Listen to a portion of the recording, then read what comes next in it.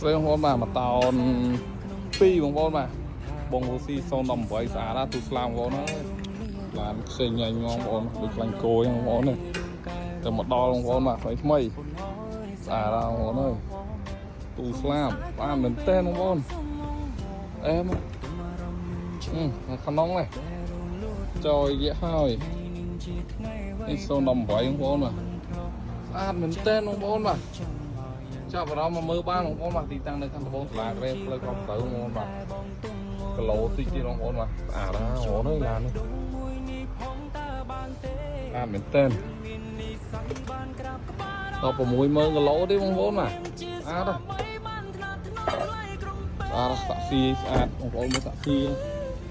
គ្រឿងកងទូស្អាត